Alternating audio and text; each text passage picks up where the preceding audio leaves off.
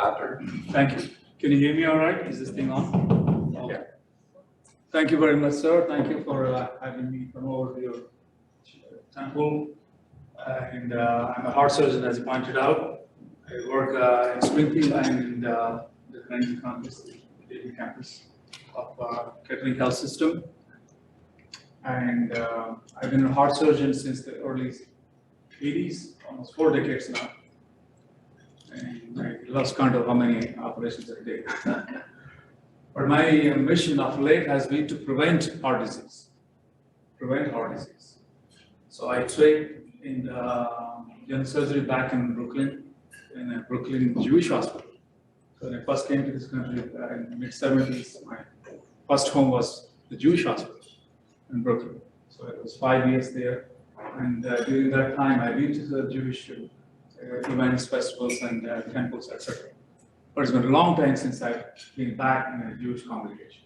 And I appreciate the offer, and I thank you all very much. I've been to any number of churches in the area and around the country, especially the minority Black American neighborhood churches over the last few years. But it's my first time to be in the temple, and I appreciate the opportunity very much. So, somebody asked me why I have a golf club, and I'm good friends with Moses, our friend Moses, you all know him. So apparently he plays golf too, but I'm told he cheats sometimes. So when he takes a swing and the ball goes towards the water, he takes his other stick and points to the water, and the water separates. And the ball goes right through and goes over to the green. Did you hear that story? No? So I also checked with him this morning. He told me on the tablet he got from the mountain, the 10 Commandments, there's nowhere in the tablet. It's, God created everything for us before he made man, right? In almost all religions and all cultures, it says before man was created, God created everything man ever needs, right? Agree? But in the tablet specifically, nowhere does it say, God said to Adam, go ahead and put salt in everything in it. Did he ever say that? No. But that's what we do now, right? We put salt in virtually everything, including the water we drink, we put salt in it. And then all sort of comes. But on the screen, you have these two things. Smoking, you all know about smoking, right? Anybody here smokes? So this is going to be somewhat of an interactive session. So I'm going to be engaging you in conversation as much as possible, so you don't fall asleep. Also, I stay awake. And I would encourage you to please take the pamphlets on the table. They are take-home messages, very, very important. These are not my opinion. These are well written in the literature and recommended strongly by associations like American Heart Association, which is a non-profit organization dedicated to prevention of heart disease and strokes. But unfortunately, their voice is being drowned out by the big money in the processing industry. So I tried to synthesize the information from American Heart Association and present it in a way that you all can understand. So going back to smoking, I want to ask you, ma'am, why don't you smoke? Because I don't like smoking. You don't like smoking? I did smoke though. You did smoke? Younger, but I quit. You simply don't like the taste of it, smell of it? No, I Okay. can't stand smoking. You can't answer it. You know, if you were to not add salt to your food, and just in a few days, you will say the same thing about salt. You cannot stand the taste of salt. Not just because of its health benefits, you just can't stand. That's how simple it is, actually. Okay. So by and large, smoking has become unpopular, unsocial. People have to hide in the bathrooms and outside the doors to smoke. Why is that? Because we know that smoking is very dangerous to health. It took a long time to get to that point. And smoking, in fact, is extremely dangerous. It hurts every part of the body. Not just, you can name a part of the body that smoking doesn't affect. There's no such thing. Every single part is affected by it. So among the most important ones is lung cancer. Lung cancer. Lung cancer is #1 killer of men and women. Men and women. People might think breast cancer kills more women. No, lung cancer kills more women. Lung cancer is the #1 killer across the world, in all cultures and all societies, men and women, #1 killer. But 95% or so of lung cancer happens only among smokers. A very small percentage of lung cancer happens in non-smokers. So if you were never were to smoke, 95% of lung cancer is gone. 95% of lung cancer is gone. And if you go to any of these cancer symposiums and they parade through people who survive lung cancer, survive cancers of different kinds, and you see on social media, I survived cancer, this is my last chemotherapy, etc., and you don't see lung cancer survivors. Very rare it is, because lung cancer is deadly. By the time you detect it, majority are already past cure. So that's how bad lung cancer is. So that's why you don't. And if I ask somebody, do you smoke? And you got a very visceral reaction. No, I don't smoke. I can't believe you asked me that question. But in the same token, I ask you, put salt in your things. Oh yeah, of course, I love salt.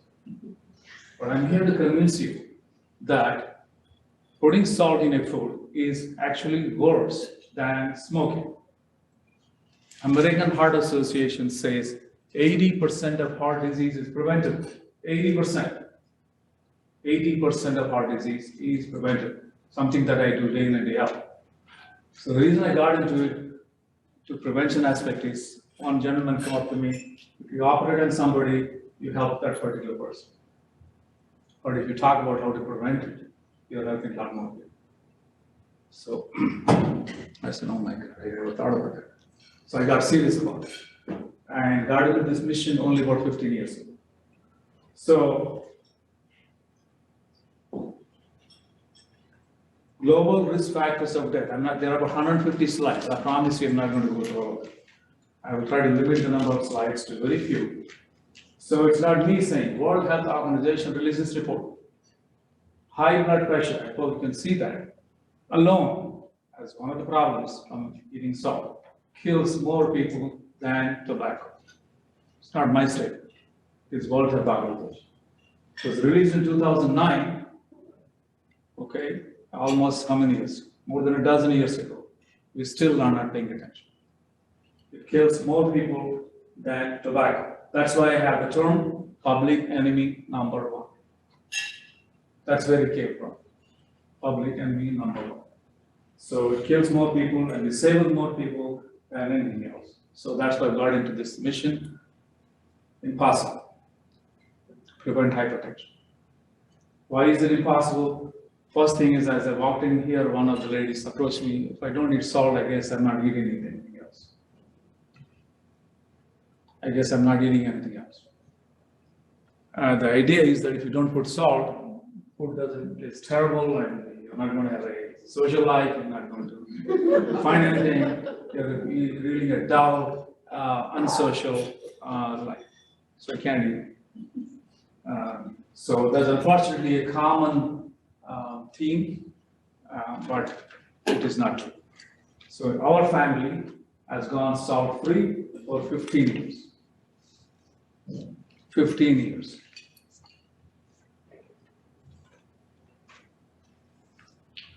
So,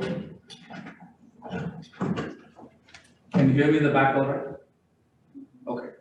Our family has gone salt-free 15 years. I came from South India, and we are just like the South in America. We are used to very high, salty, spicy processed foods. But we've gone salt-free since I started on this mission. And I can tell you, if one of you came to, or even my own relatives and friends come from my part of the world, come and eat our food, they cannot tell there's no salt in our food. We eat all the traditional South Indian spicy, tasty foods and flavored food. And they cannot tell there's no salt in it.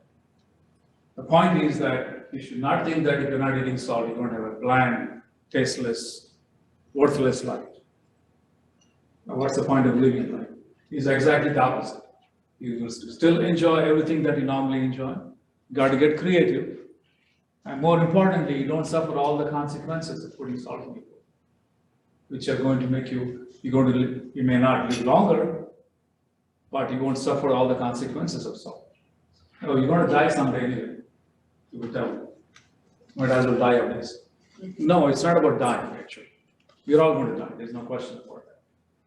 The real problem is, how are you going to live your later years of life? Are you going to live with dementia? Are you going to live with heart disease? Are you going to be taking 15 pills? Are you going to be running around the doctors? So many people have ideas about, I'm going to retire there, here, everywhere else, and save a lot of money, buy a place somewhere else. You know how many of them cannot do that? Because by the time they actually retire, they are stuck with so many doctor's appointments. They have to come back for doctor's appointments or stay, they cannot leave. Their support system is not there. So you don't really enjoy your life, your retirement as you plan. So it's about living, not dying. It's about living healthy as long as you live. Living independent as long as you live.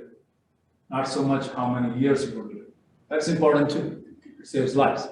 But to me, a lot more important to live healthier life until your time comes. So that is a lot more important. So this has become mission impossible for two reasons. One, people think you're not going to have any life without salt. Number two, people have no idea how many different ways table salt affects you. No idea how many different ways table salt affects you. So I have them listed all over there in all the papers that you have in your hands. That's how many things table salt, and the list keeps on growing. The list keeps on going. If any one of them on the list catches your attention, stop me right now and I can talk about it. Because I'm not going to be able to cover all of them. So the list is over there too, and it's on your papers, and don't hesitate interrupting, okay? Don't hesitate interrupting, because I don't want anybody from your leave thinking I should have asked this question. And I'll stick around after the presentation if you want to talk to me personally. But please feel free to stop me anytime. I'm a surgeon. In the middle of doing open heart surgery, we get called by the nurses all the time. Something is going on. So I'm used to interruptions, okay? So this is how many problems you get from eating salt. Not all of them kill you right away, but you live with any number of these things. Is it worth it to you to have the pain and suffering of osteoporosis, which is coming to pretty much all women? Is it worth it to live with dementia? Not to mention strokes and heart disease, heart failure, kidney failure, all those things we all know about. But these are different things that are coming. Type 2 diabetes, one other thing that comes up. So people tell me that without salt, how can you live? Including physicians sometimes argue with me. But I'm here to tell you that amount of salt human beings need, what is needs actually sodium, not salt. So there's enough sodium that human beings need in the food that we're supposed to eat. You don't have to add table salt to meet the requirement of sodium. That's a big mistake. You may get away with some salt. We'll get to that. But do we actually need salt to have normal health? No. There are a few exceptions. Some people have some tumors or advanced kidney disease, etc. But by and large, you do not need table salt to meet your sodium requirement, just like you don't need salt or many other things that are needed for a human body. On the screen you have babies of all mammals. During the first year, the baby grows 3 times the size, the fastest period of growth, and only on mother's milk. And they don't suffer sodium deficiency. They don't. It's a mistake to think. And there are any number of different animals and species around the world on this globe. Somebody counted them, said there are about 30 million. And none of them add table salt to their food. We're the only ones we do. We're the only ones we do. And so there's a price to be paid for them. So it's not just me. This Dr. Dahl testified in Congress in more than 50 years ago. More than 50 years ago, based on his years of research. And bottom line, he says there's no need for table salt or sugar in our diet, added sugar in it. So the industry picked up on the sugar part, okay, because they are ready-made things, low-calorie things made, all kinds of things. And they created a new business for industry. The same company makes regular sugar stuff and says, if you want to have fun, drink the real thing, eat the real thing. But if you want to look skinny, drink the low-calorie thing. And they, same company, advertise against each other because it's a market for low-calorie. There are literally thousands of products, low-calorie things. But the industry does not want to make low-salt things. Because why? Low salt means you take less product. You're going to eat less. So they don't want that. And the low-calorie things are not proven to benefit one bit. There's all kinds of actually additional problems from low-calorie if you want to do the research.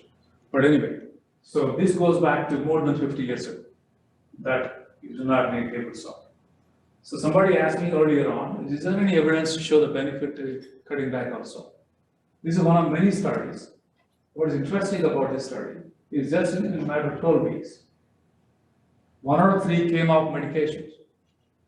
So taking pills for high blood pressure, by the way, high blood pressure is the most common health problem in the world, #1 health problem in the world, and it's prevented. High blood pressure also is the most common health problem that makes you take a pill for the rest of your life. Once you start taking a high blood pressure pill, there's no looking back. It starts with 1 pill, 2 pills, 3 pills, 5 pills. If you go to the nursing home, they're taking 19 to 20 pills on average. 19 to 20 pills. It all started with 1 pill. And we didn't stop and say, why am I taking this pill? Can I get off this pill? Like somebody asked me just, yes.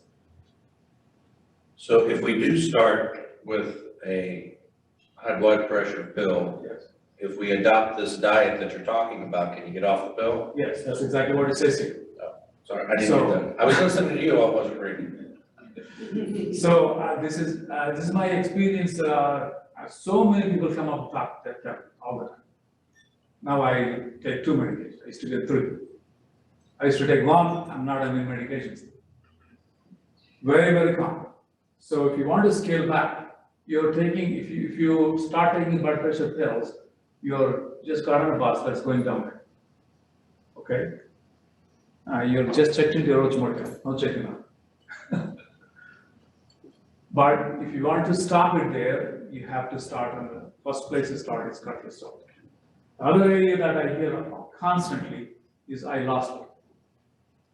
People go on so many different diets and pay lots of money and go through surgeries even. And in a few months, a few weeks, they're back to square one. Doesn't work for them. But if you take the time to get creative and start enjoying unsalted fruit, you not only lose weight, that weight stays off. And you don't like salted things anyway, as I just pointed out, okay? So weight loss, start with salt reduction. And they talk about exercise. Yes, exercise is good, but exercise will not make up for eating salt. Just like smoking, there's no medicine that will make up for smoking. You don't quit it. There's none. Same thing with the salt too. There's not enough medications we can give, enough surgeries we can do to make up for the damage it does in your body. So weight loss, coming off the medication, and look down further. Contrary to the popular theme, where if I don't eat salty food, then I become unsocial, I'm happy, but people actually happier. Less depressed. Not only taking less blood pressure pill, they're taking less pain medications, antidepressants, all those things. You're happier. Exactly the opposite. It's worth a try. Okay? So I hear this all the time.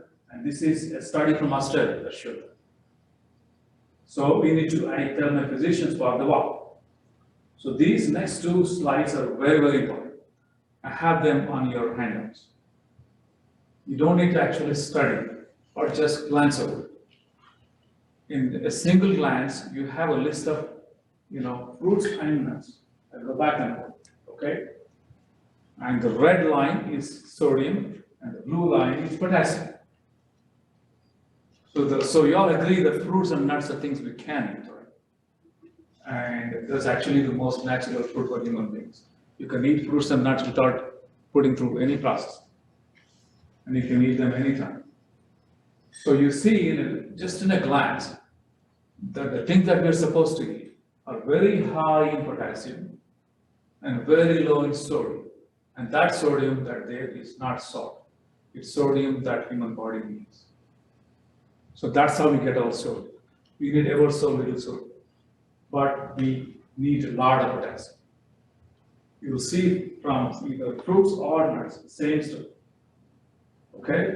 And it's on your hand. So you hang it up on your refrigerator with a constant reminder what you should be eating. Okay? So we are supposed to eat a diet which is very high in potassium and very low in sodium. But most of us, regardless of our economic status, don't eat enough fruits or enough nuts. Instead, we put more and more salt in everything that we eat and drink. So we're doing exactly the opposite of what a human body is built.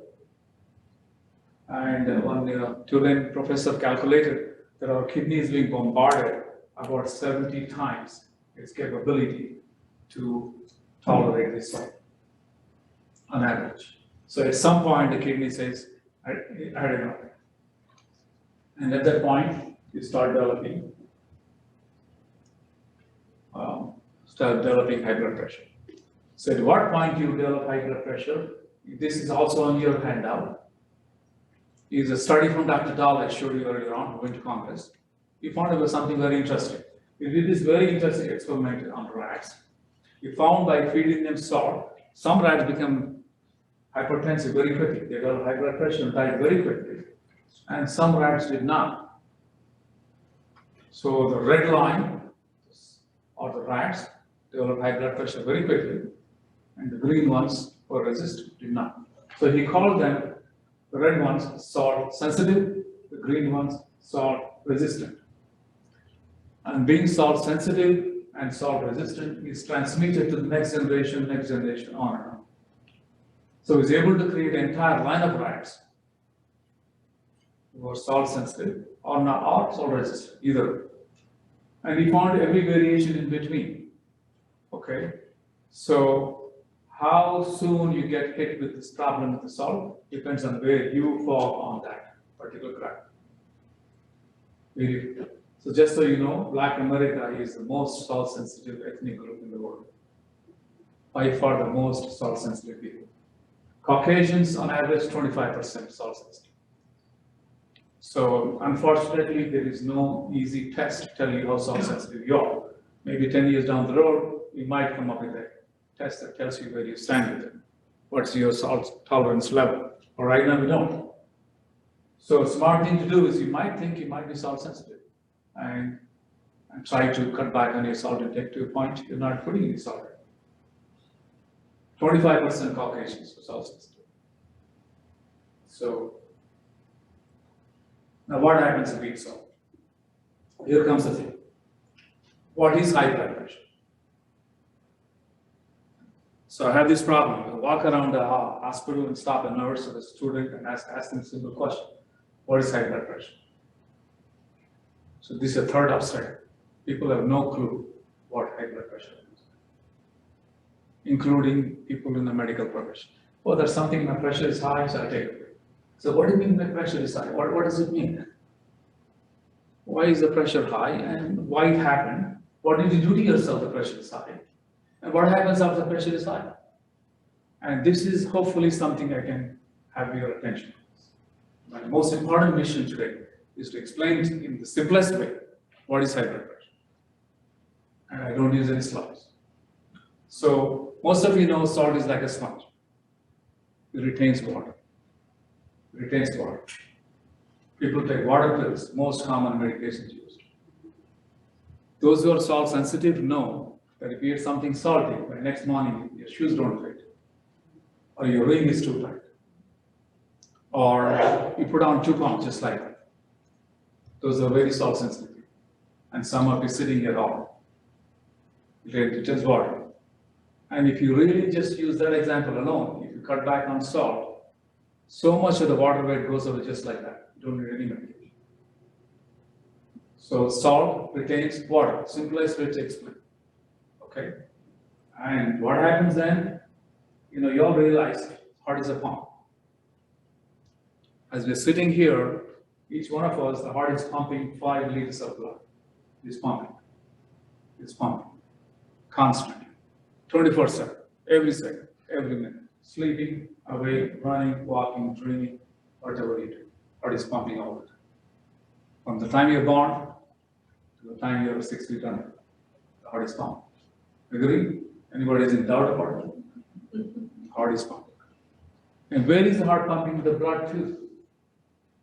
The heart is pumping blood to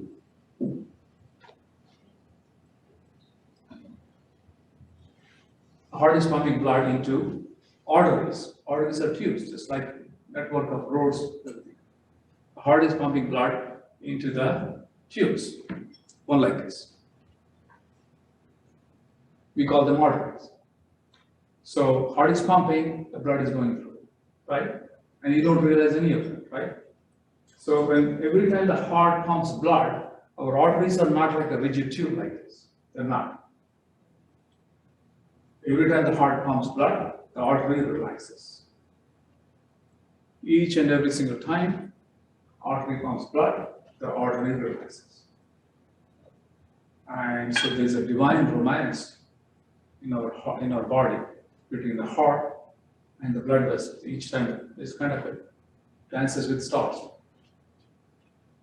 So they move in coordination very well choreographed that you hear nothing about it.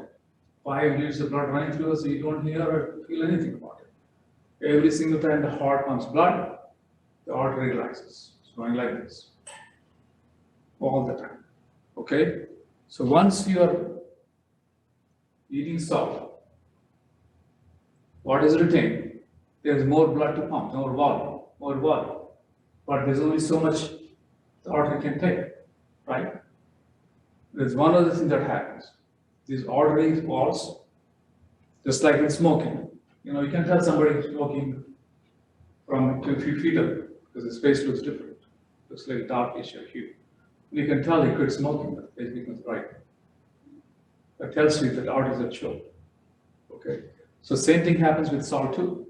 So somebody came to me earlier on and what medication he was taking. So most common medication given for high blood pressure are the water pills to get rid of excess water. And second set of pills, there are about 1,000 of them. They all work on the artery to make it relax more. They want the artery to relax so that it can receive the blood. So when you eat salt, the artery no longer relaxes as well.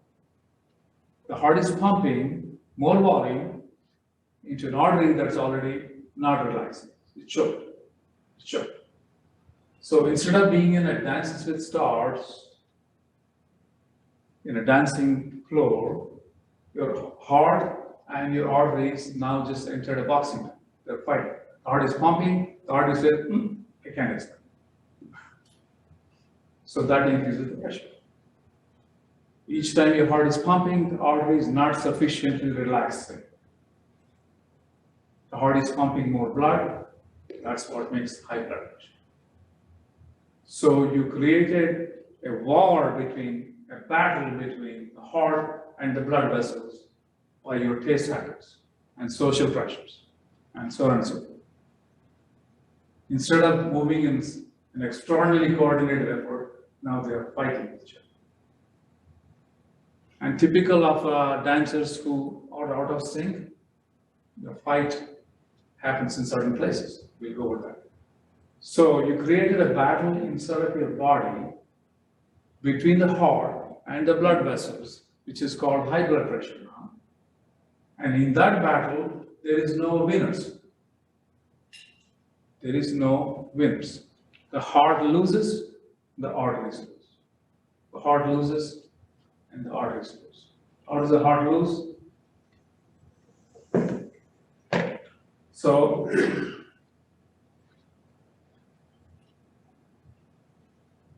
the heart is working on.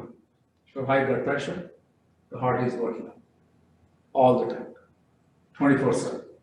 So it keeps on working out, working out. The higher the blood pressure, the more it works out. What happens? The heart muscle gets bigger. Just like you go work in a gym and work out any muscle, the muscle becomes bigger, right? That's how you go to the gym and lift weights. So the heart muscle gets bigger, enlarged heart failure, very common in Black America. High blood pressure is described as a malignant disease in Black America. Why is it so common in African America? I wrote a whole book about it. Why it is so common. We'll get to that in a moment. Yes. So Black America, high blood pressure is a malignant disease. When we use the word malignant, it means it's like a cancer, it's very bad. Why is it so bad? Because high blood pressure happens at an earlier age. High blood pressure is difficult to control, takes more medications. High blood pressure causes complications at a much younger age. That's why we call it a malignant disease. So it's much more important in Black America to just throw away the salt. Okay? Much more important. So now, the heart and the blood vessels are fighting. The heart has become bigger. The heart is getting bigger. And it's become enlarged. And what is wrong with that? Having a big heart should be a good thing, right? Have a big heart, yeah, sure. There's a large heart. So literally, philosophically it's a good thing, but literally it's not good. So a number of things go wrong with the heart when it becomes big. Heart is supposed to be an elliptical type thing. It squeezes like this. More like football with an open end on this side. Squeezes, the blood goes this way. So now when the heart becomes enlarged, it becomes more like a round baseball, just like you saw in the picture. So it doesn't pump efficiently anymore. And more importantly, we go back to our friend Moses. The gallstone. So when the heart becomes enlarged and thick, it loses its capacity to relax. It can still squeeze and pump, but it does not relax as well. The muscle becomes thick and loses its relaxing ability. And we call it diastolic heart failure. I don't know if you heard the word. Systole is when it pumps, diastole when it relaxes. Complicated words. But diastolic heart failure has become the #1 reason for hospitalization now. Put that in my papers. Not systolic heart failure. You see that too. When you get a heart attack, you get a systolic heart failure. But diastolic heart failure is when the heart has become big.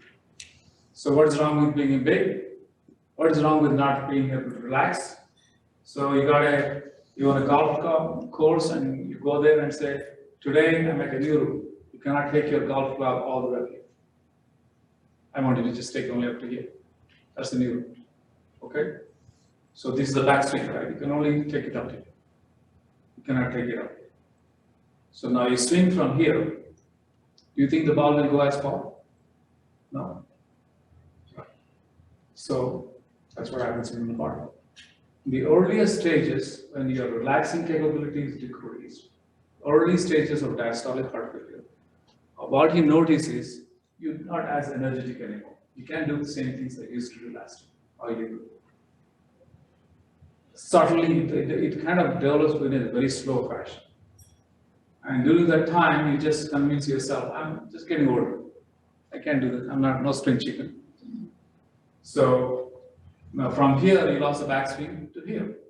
And you continue to eat the same thing and take a few more pills. And then a few months later, you'll literally say, I cannot. I want you to only take up to here. That you cannot. The ball goes even shorter distance. And keeps on progressing. Then you're going to say one day, all my greens are closed, only putting greens are available. So now you go putt from it. So when you're only putting, is what's happening to heart is very enlarged in stage 4 heart failure. In the earliest stages, you just don't have as much energy. As you go further, energy goes down, you may need more pills, you may get tired, short of breath, you may start developing swelling in the legs, and when you got to go to the putting level, you can barely go to the bathroom, living room, bedroom, and your life is confined to the body. That is stage 4 heart failure. And that's what is happening. So if you're not worried about getting a stroke or a heart attack, just think about heart failure. You're going to be living in heart failure. If you just keep up your salt intake, living in heart failure. So that is one big problem, how the heart loses in this vacuum. Heart loses in this vacuum, okay? Also, loss of backswing. Yes. Can't be reversed if you.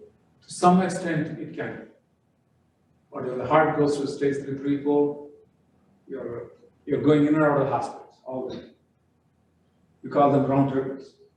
They come to the hospital, heart failure, we tune them up, do this, do that, they'll feel good for a while, go home, come right back in about a few weeks, few days later. And that's how you're going to read the rest of your life. And that's extremely common. Yes, ma'am. I took my father and mother for many treatments to the hospital. None of the doctors ever indicated her or told me so I could explain to them. Have you ever recommended this as a cardiologist to the whole nation of the United States, So- educate the patients? Why are writing such and such medications? Yeah, there's a lot of problem. You just hit the nail on the head. That's why it's mission impossible. So there's a lot of problem in the hospitals and doctors. Around the corner here on Salem Avenue, there's one Mr. Black who's gone through 2 kidney transplants. Somebody know him? He runs a newspaper. And TV radio. So I gave a presentation to him, and he had gone through 2 kidney transplants, and I think he told me about 6 strokes. His blood pressure generally runs around 250 or so, and he has been in the hospital more than 20 times, many times. In his entire course of hospitalization, nobody ever told him that he should cut like this. Okay, so he told me. Come back, we'll talk about it. He put it on the radio and he says, can I bring you some lunch? I make some, no, sir, I bring my lunch. I said, you cannot get anything healthy for $10. I said, I'll bring my lunch with $10. So what did I took a tub of oatmeal, half a dozen bananas, a box of raisins, and a bottle of peanuts, all under $10. The idea that you cannot eat healthy without money is incorrect. You just start making the right choice. So doctors and nurses are part of the problem, not part of the solution. You're absolutely right. So that's why Kathy is there all the time, and guess who gets this one most of the time? It's the doctors and nurses. I have them in my pocket, in my coat pocket, in my everywhere. I hand them. I hand them out in the airports, in the weddings. You come to a wedding. So it's a good time to remember what you should be doing. So I'm constantly, it's a one-man mission at this point. So I invite you all to be part of my mission. Then the mission becomes possible. Yes. When you go to a restaurant, you would mention Indian food. Yes. And I love Indian food, but, I've never been to an Indian restaurant that there hasn't been a tremendous amount of salt. Yes, No matter yes. what you Yes. order. So heart disease among Indians is 4 times as common as Caucasians. For exactly the reason. But if you don't need the salt to get the same taste. Is there any Same thing. The restaurant? failure to think that food doesn't taste good with salt, and failure to understand how many ways salt is served. Same now. So anytime I go to a restaurant, I drop this on my table. You want this? Okay. So, and the waitress looks at it, let me see what my chef can do. Okay. She takes it back to the chef. And they do prepare things with us. And we only go to those places we're willing to come. And you have a list of those places, because I am in the process of making them. So Bob Evans is one place I often go, for example. I eat breakfast. I eat eggs over easy, and I don't eat bread. So you saw that bread thing? Salty 6. Something you should take home. American Heart Association has released the Salty 6 more than a dozen years. And I've been a very ardent supporter of that, and I give it to every patient that I ever see. 6 things that you don't realize how much salt you consume, okay? And bread is the number 1. And there are 100 different countries in the world made rules about how much salt you can put in bread. And America is not one of them. Okay, yes ma'am? Okay, I have syncope Yeah. and you have to take salt. Yes. So every time I give a talk, there's somebody. That happens in some people who have problems with their kidney mechanism, how it deals with sodium. But most commonly happens as an end result of already been eating salt for so long, and your kidney lost its ability to balance these things. And you've already taken several medications. You're no longer eating the regular food. Same thing like hypoglycemia. You heard of hypoglycemia? Normal people don't get hypoglycemia. So diabetes will get hypoglycemia. Okay? So diabetes get hypoglycemia. So you shouldn't say everybody should eat sugar, so you don't get hypoglycemia. That's a sure way to get everybody to hypoglycemia. So it's a reverse causation. If you want to prevent getting low sodium problem, you will start with not eating sodium. It's totally counterintuitive. But there are people who will need salt. You're right. That doesn't mean the rest of us should be eating salt. Yes. Is there a way to determine with a doctor's visit or blood test or something to see if your heart is starting to enlarge based on what you've discussed so far? Yes, there is, but in the early stages, very subtle. It's what's called echocardiogram. The picture that I showed you on the left side, that is echocardiogram, ultrasound of the heart. But I tell you, by the time the echocardiogram picks up, your heart is getting bigger, it's already pretty big. Okay, it's already pretty big. So you need to catch it very early. Now, we saw how the heart lost in this battle. Now let's get to how the artery loses its battle, fighting high blood pressure. So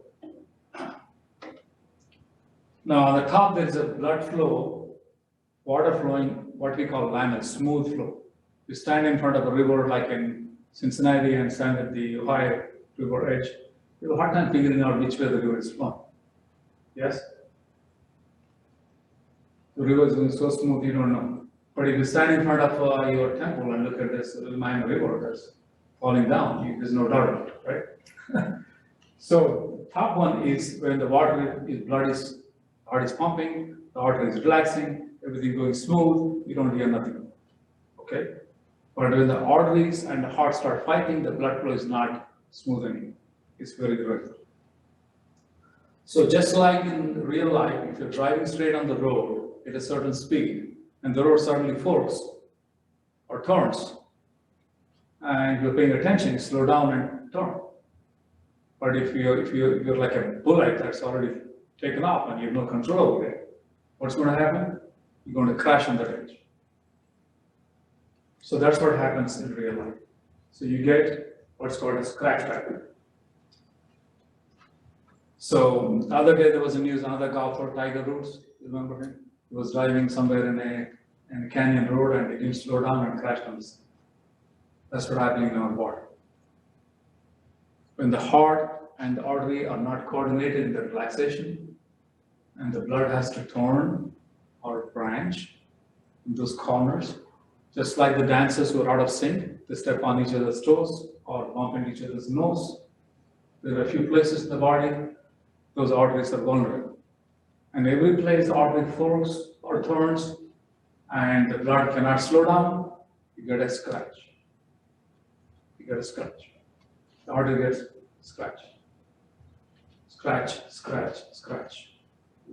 The arteries are getting damaged on the inside, just like smoking.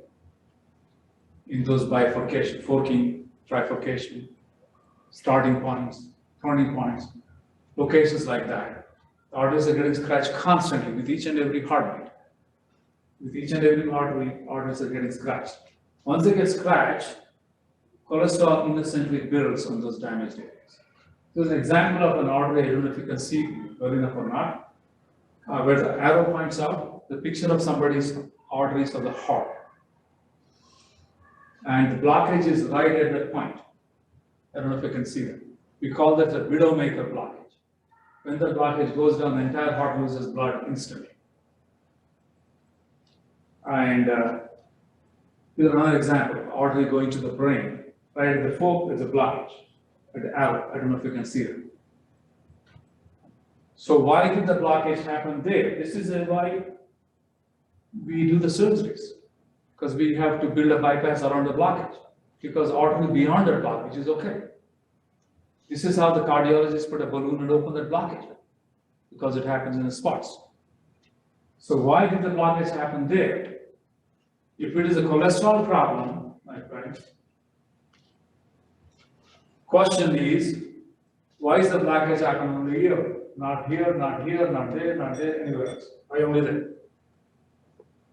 Why only there? That's a question. That's a problem that's been in front of us all these years.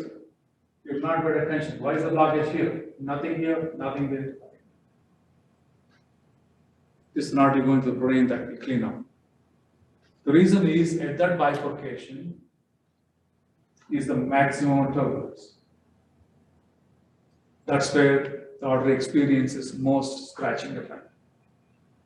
If it's a cholesterol problem, like it's raining outside, it should be everywhere. If it's sunny outside, it should be everywhere. Why is it only there? Why do we blame cholesterol? Because we have a pill to sell more than anything else. And no matter how many cholesterol pills you take, if you don't quit smoking, not going to help you much. And same applies to not controlling your salt intake. You're fighting a losing battle. So unless you understand this heart enlargement and scratching effect of your arteries, you're not going to pay attention. So this has been right under my nose, to be honest, from the time I started doing heart surgery in the mid-70s. So I came to realization only about 15, 20 years I should engage in prevention, because this is preventable. It's totally preventable. This is why American Heart Association says 80% of heart disease is preventable. In fact, I'll tell you that in the last 6 months, I may have operated one person whose heart disease was not preventable. Okay, maybe one. That's a stretch. Virtually every time I make a cut on somebody's body, he's suffering something that is really preventable. That is preventable. Okay, so that's how much you got in your own control. If you control your taste, you can prevent it. And this is artery going to the brain. And lastly, this is the brain on your left side in people who don't have high blood pressure, and the right side of the brain on people who have high blood pressure. And just at a gross look, you see all these changes. All these changes. This is dementia coming. This is dementia coming. And if you don't care about anything else, the prospect that you will live in dementia and in pain is a big problem.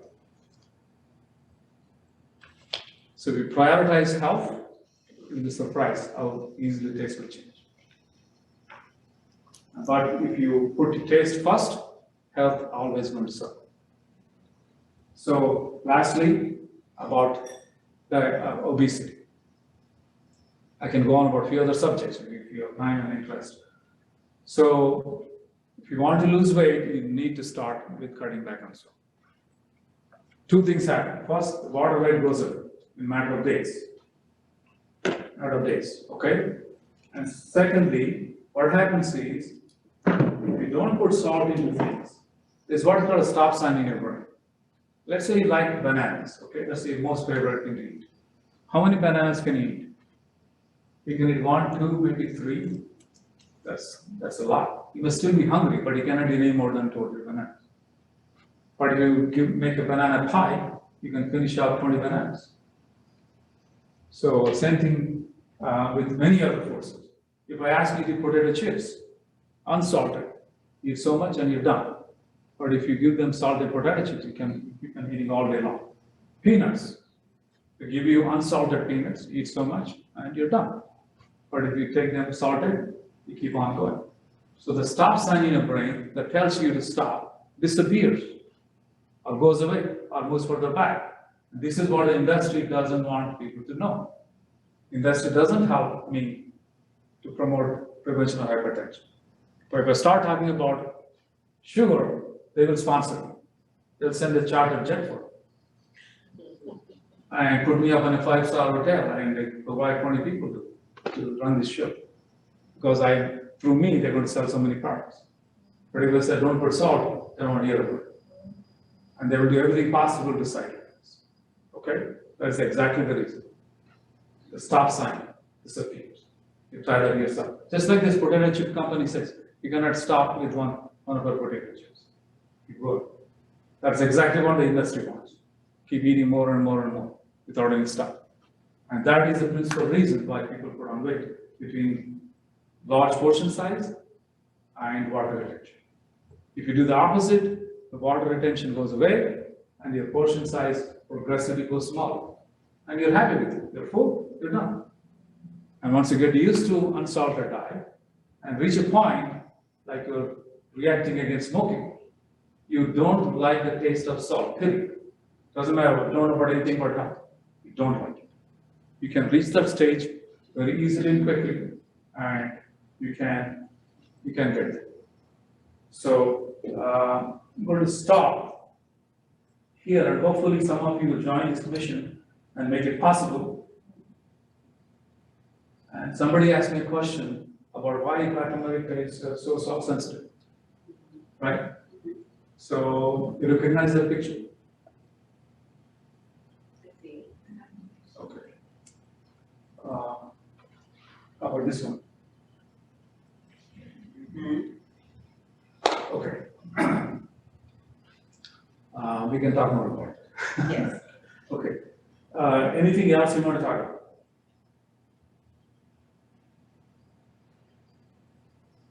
You want me to talk about this? Okay. Yes, please. So back in the day, a time in history called Middle Passage. During this time, most of the slave trade happened.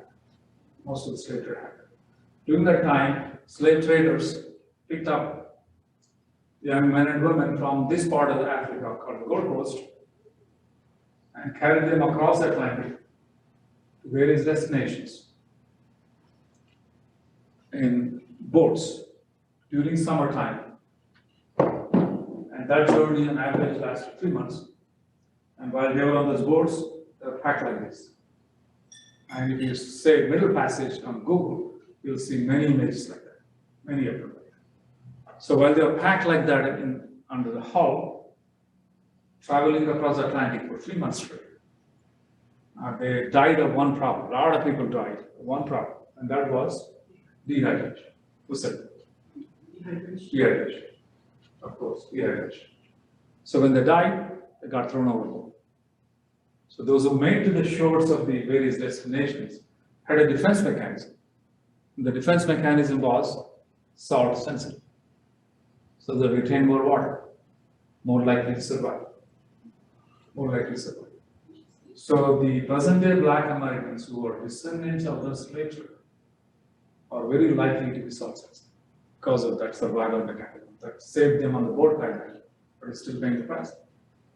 But Black Americans who came recently, like me, I'm a recent immigrant, there are Black Americans from South Africa over here. If you go to the south side of Chicago, for example, you take a Black American gentleman who is a descendant of a slave trade, very likely high salt sensitive. From the same neighborhood, you pick up a gentleman who is a recent immigrant, like me, is not salt sensitive. Exactly the opposite. Okay. So that's what is the problem. And that's what we need to educate. Unfortunately, many Black American celebrities not on board. That includes Oprah Winfrey, King James, John Legend. I can go on. And more than 50 congressmen in the Congressional Black Caucus who are personally approached and gave them a copy of this book over time. They all agree that it's a problem. They are totally bought or controlled by the processing industry. So I don't think legislation is going to come anytime soon to help out in America. We are behind most 2/3 of the world in salt awareness. If you go to Finland, Canada, Australia, New Zealand, you can get low salt cheese. If you go to even Arabian countries, Asian countries, there's a limited amount of salt you can put on your food, in your bread. No such regulations come. So only option is for us to have a grassroots effort, educational, like we are doing. So just like you called me to come here based on somebody heard me talk somewhere else, that's how the mission has spread. That's how the mission has spread. And I give an average of 100 talks a year.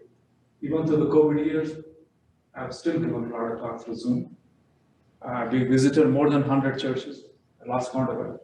So I keep doing it. So now that you've heard this talk, some of you become members of the mission. So you're going to promote it and let your friends and family know. So with that, I'm going to conclude. So I'll open the floor for any additional conversations, questions, comments, and whatever. And so hold your question, I'll bring the microphone to you. I just have an interesting, well, it's an anecdote, we'll see if it's interesting. When I was in high school, I played football, and we started in August, and we would do 2-a-days, and they wanted to do 2 things. 1, limit the water that we drank, and 2, gave us salt pills, which from not just this, but my experience through the rest of my life, those are the 2 dumbest things you could probably do for a physical activity. Yes. Right? Both. Okay. So since Dr. Dahl's testimony to the Congress, that thing has become, you no longer see salt tablets on the sidelines. That was a very common thing, right? You're right. When you bake, almost every recipe calls for salt and baking soda. Baking soda has sodium in it too, correct? Yes, I'm not sure about the difference between baking soda salt versus regular salt, to be honest. But sodium is sodium. But sodium is sodium. That's, I don't, the only sodium you should be getting is from the fruits and nuts and things like that. Okay? Stop baking. So, no. We do, my daughter makes a pizza without any salt. So, got to get creative. I tell the chef, you're a good chef, I challenge you, make food tasty without adding salt, and they do well, actually. So what do you do for salt alternative? That's what. So there is some samples here at the entrance. Yes, try those. Mrs. Dash is another one, which is not salt, but herbs mixed to give the taste of salt. But more than that, try more ginger garlic, cilantro, tamarind, lime and lemon. And if your food is a little bland for you, instead of putting salt on it, try some lime or lemon. Okay? And during baking process, use more yeast if you want to see this thing rise. Yeah. Okay? Yeah. So instead of using salt, try that. There is unsalted vinegar. These are different things you can do. And there are about 100 different spices you can use. There's so many types of chilies, for example. It's that chemical reaction that makes the baked product have yes. air holes or whatever you call it. Right. Yeast is actually the one that's important. Even without yeast, they still ask for baking soda and stuff. Try it next time without adding. See what happens. Okay. So we have done that. So definitely possible. Soups, baked, desserts, every kind of meats can be made without salt. I don't even buy processed foods anymore because they have so much salt. Right, exactly. Yes. I haven't touched a salt shaker for 50 years. Congratulations. But I frequently use ketchup on my food. Am I defeating myself? Is something To some extent. So 80% of the excess salt you're consuming comes from not because you are adding yourself, but you're consuming things that already have a lot of salt added. So American Heart Association produced this Salty 6, and I encourage you guys to put this on your refrigerator. And as a constant reminder where salt is. 6 most common things. not my making, this is the American Heart Association. So that's why I made a copy of this for all of you. So you might be getting a good bit of salt in, yes, condiments, processed condiments, yes. Okay. So I noticed you have the books up here. Are these for sale or? Well, And what I didn't mention in your bio was you've written like 7 different books on this subject, right? I've written Salt Kills is my first book, and this one is second. Salt Black America Silent Killer is my second book, and I wrote a chapter for a textbook on dementia alone, how many different ways you get dementia from eating salt. And I read a blog at saltkills.com. One of the subjects I dealt with recently is low sodium, that lady in the back was mentioning. So why low sodium, when you hear of somebody having low sodium, why you shouldn't be going eating salt yourself, and what's the theory behind that. And I also wrote about how you get diabetes from eating salt. All these subjects are in at saltkills.com. And these books, these are not for profit mission. I didn't get into it to make money. And I encourage you to take a copy of it. And if you feel like supporting the mission with some money, you feel free to do it. It goes to a nonprofit charity, which prints more books and goes to churches. Because when I go to minority churches, most of them don't have the money to do that. I just give them away. So I've given away more than 20,000 books. Given away more than 20,000 books, and last count after that. So you'll be helping the mission if you like to do it. It's up to you. But I would encourage you to take it. Yes. This may be a very silly question. You talked about table salt. Yes. And some of the recipes call for sea salt, Oh my goodness. kosher salt. Is there a difference in those or not?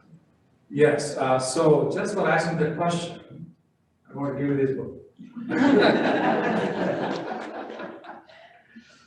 So, unfortunately, sea salt, Himalayan salt, kosher salt, Celtic salt, pink salt, they're all salt.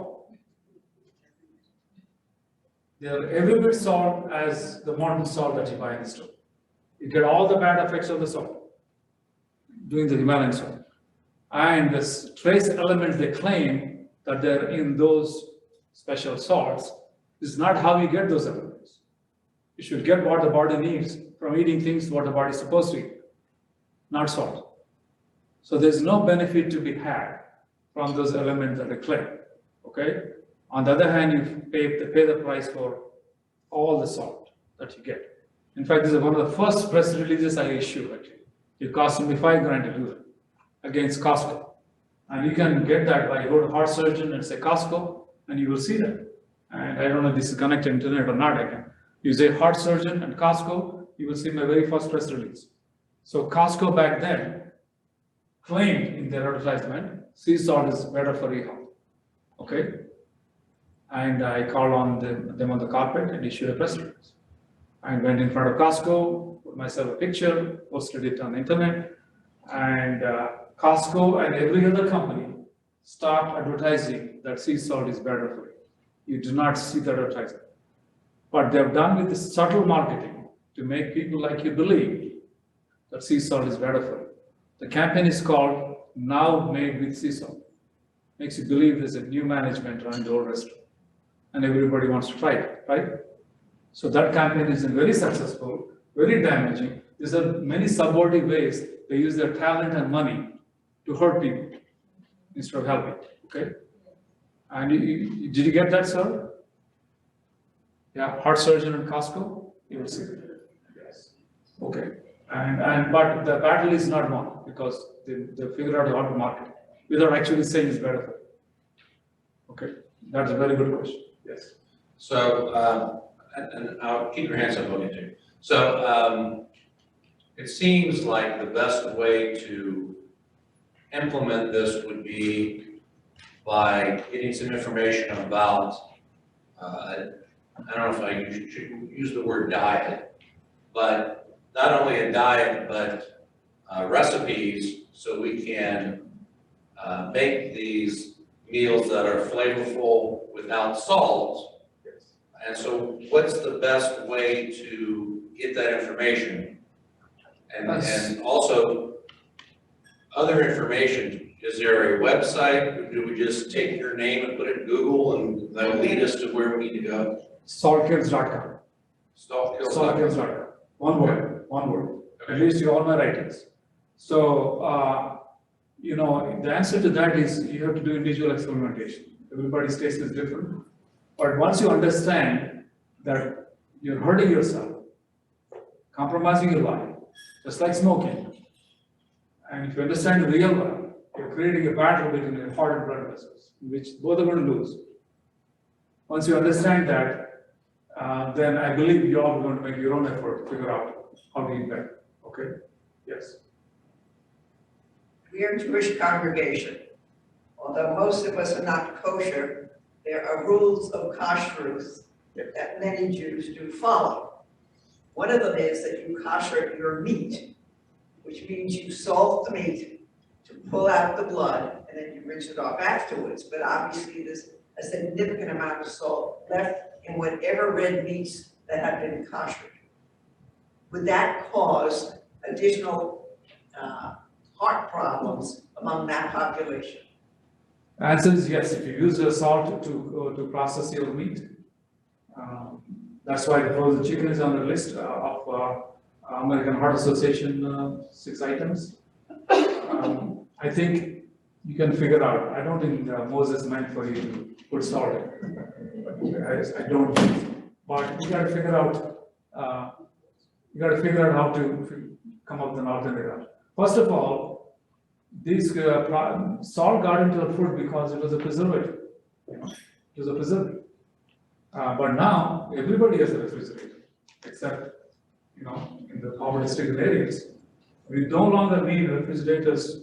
I no longer need salt to preserve our food. Actually, for the most part, there are exceptions. And fresh food is available largely. So we should attempt not to use salt processing in many things. It's actually common in Indian culture too, because in South India it's very hot. So fish, won't even stay for 2 hours, becomes spoiled. So there is a process just like what you described to preserve the fish. By the time the man catches the fish to get to your house itself is gone. So they process that with high salt. So now no longer need to do that. We need to get creative. Yes. Is there a difference? Can you talk a little bit about potassium chloride, and is consuming potassium chloride the same or better or worse? I don't recommend eating potassium chloride as an option. No. There is a product in the market called no salt, I think it's called. It's potassium chloride. I would not recommend. So it may or may not do damage, I don't know, but I don't recommend. I would, if you are interested in eating potassium, your fruits and nuts is the source. And if you're interested in eating salty taste without adding salt, Mrs. Dash and this new product that just got on the table is your choices. Yes. Both my parents died of heart problems. What percent? One died of heart attacks, like silent heart attack. The other one died of congestive heart failure. Neither one of them used salt. What's the percentage of people who don't use salt that die from heart attacks? I'm very sorry to hear that. There is a certain percentage of people who get heart disease without dietary factors. There are. And there are congenital heart problems, congenital problems with the kidneys and adrenal glands and the pituitary gland that mess up your management system. And somebody has to, instead of just giving a salt tablet, somebody has to dive deep into figuring out why you're losing sodium, what is the solution to that. And oftentimes nobody takes the time to do that. And it's simply a knee-jerk reaction. Sodium is low, take salt tablet. Unfortunately, that puts you on perpetual wrong path. So there are even cholesterol. I said cholesterol pills is not going to help, but there is a role for cholesterol pills. For example, if you already had a heart attack or a stroke, there is a data to show that taking cholesterol pill does help in preventing a second and third heart attack. Okay. Also, to your point, there is a condition called familial hypercholesterolemia, where the cholesterol level by birth is very high. And that's a rare problem, but it does happen. The youngest person I've done heart surgery where we did bypass, it was 17-year-old. Okay, he never had salt and he never smoked, he still had heart disease. So those things do happen.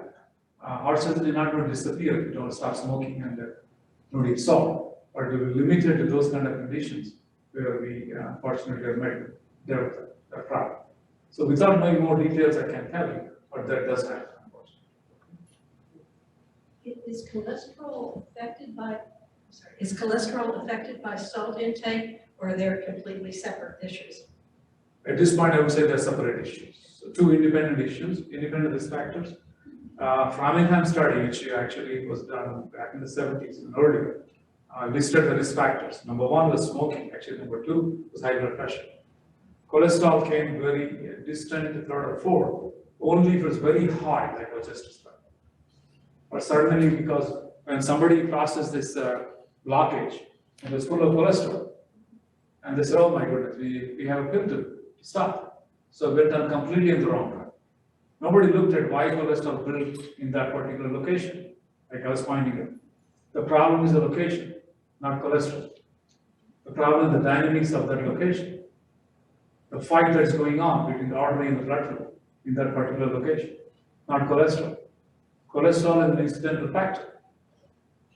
But as long as the fight goes on, no matter how low you drive with cholesterol, you still won't build cholesterol. Okay? So I hope that answered the question. Yes. So raise your hand so I can get to you while he's answering the last question. Later. You mentioned type 2 diabetes as part of the salt issues. Can you, explain, I get a little confused with diabetes because there appears to be different types of diabetes, such as adult onset, and then you're talking type 2. Can you perhaps distinguish type 2 diabetes and the linkage to salt? When I have my blood work done every year, the one issue that keeps popping up is I'm getting closer and closer to that diabetes line. Thank you. And I don't know, maybe because unfortunately I'm one of your targets when it comes to salt. I'm not really good at keeping away from salt, although I think after today that may change. But that's my questions. I appreciate your question. Actually, these are people's work. So type 2 diabetes, adult onset diabetes, not the type 1 diabetes that affects young people. And type 1 diabetes can happen in older people too, but largely the diabetes that affects your age, taking some liberties there, but is a type 2 diabetes, okay? So if you want to prevent type 2 diabetes, I say this all the time when I go to talks among doctors. If you want to prevent type 2 diabetes, you better start preventing hypertension. If we don't prevent hypertension, type 2 diabetes is coming. And if you prevent hypertension, you're going to hit two birds with one stone, okay? But if you're not paying attention to prevent hypertension, diabetes is coming. And this is something I stumbled on, actually, because I noticed for years that every time I see somebody with type 2 diabetes, they already have high blood pressure for some time, okay? Then they develop type 2 diabetes. They've been on hypertension 10 years, 20 years, then they have type 2 diabetes. I don't see the other way around. I have diabetes type 2, now I got high blood pressure. I don't see that. So just in my personal observation, I started tracking this stuff and came across this study published by University of Nashville, Vanderbilt, Nashville, okay? So very, very interesting. So what's happening here is, if we can indulge me for a moment, this is glucose molecule, okay? So when you're breathing, what do we breathe? We breathe in oxygen and breathe out carbon dioxide. Breathe in oxygen, breathe out carbon dioxide. So where does the carbon dioxide come from? So by breaking down this glucose molecule, with the help of the oxygen, we create energy that runs our body. That's the gas that runs our body. By breaking down the glucose molecule, with the help of oxygen, we generate energy. That's what we need, right? That's why we breathe, okay? So when the glucose molecule breaks down, it produces CO2, carbon dioxide, that we breathe out. We knew all about that, all these years, but we forgot one thing else. That is This one. What is that? That's water. So when the glucose molecule breaks down with the help of oxygen, it splits into carbon dioxide and water. We didn't know what that meant until this Dr. Jan Sersi from Vanderbilt described what the problem is. Okay? And what it means is that human body by itself will produce water as long as breaking down glucose. Okay? Human body is capable of producing water by itself to some extent. But if you're in a situation where you're not drinking enough water, like as in cosmonauts, he was a Russian scientist. He started his thesis while he was in Russia investigating cosmonauts and their eating habits. And he continued his research in Germany, then continued on to Vanderbilt, and he finally produced his research. What he showed that if we keep on eating salt and don't drink enough water, human body starts producing more and more water by itself to compensate. Human body will produce more and more water to compensate. How does it do that? It breaks down more glucose than necessary. Okay? Human body will start producing more glucose, breaking down more glucose than necessary just to meet the water requirement, not the energy requirement. Okay? So if you're eating salt, after a while you don't drink enough water. That's what he found. So you can break down more glucose. And how do you break down more glucose? There's a long list of mechanisms how the human body breaks down things. One of them is steroids. The brain produces steroids that break down glucose into water and carbohydrates. So what he found, both in human beings and in animals, that you keep eating salt, you keep on producing more steroid than necessary.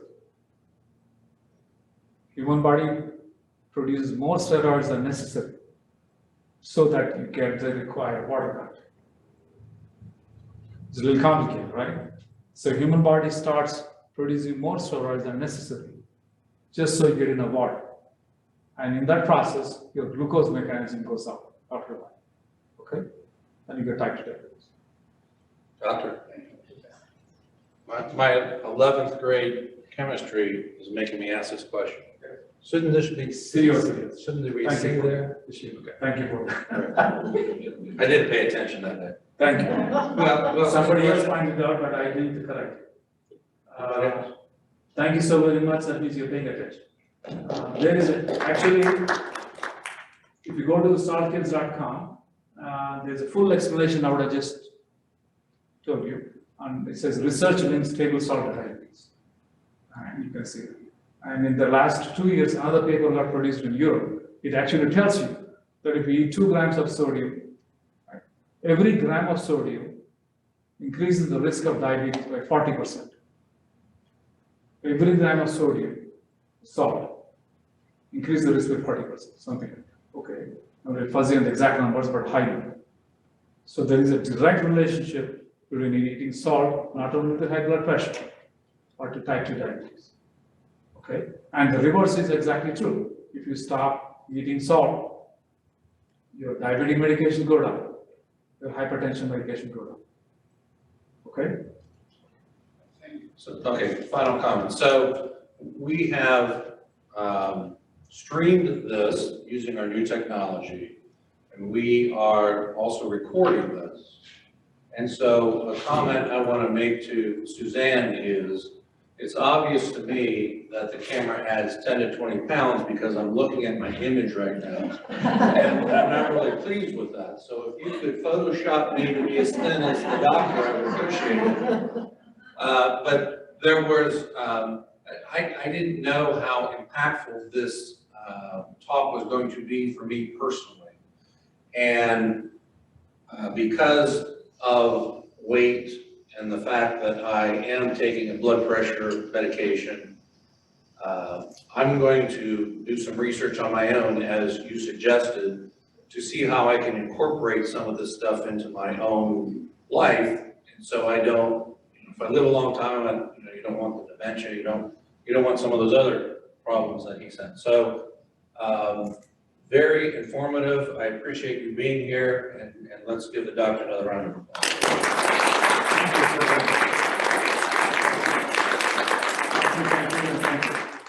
I'll hang around for a little while. I'm not expecting to take these books back. So if I donate something, I don't want it to still cost me around. So what's a good donation? So for a Ricky, I'll give you $5 or $10. $10. $10. Okay. And if you want a receipt, a non-profit, I can. So this belongs on your refrigerator. I got it. This belongs on your refrigerator.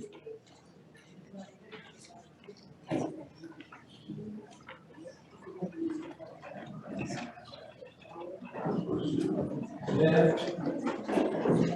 We take that out.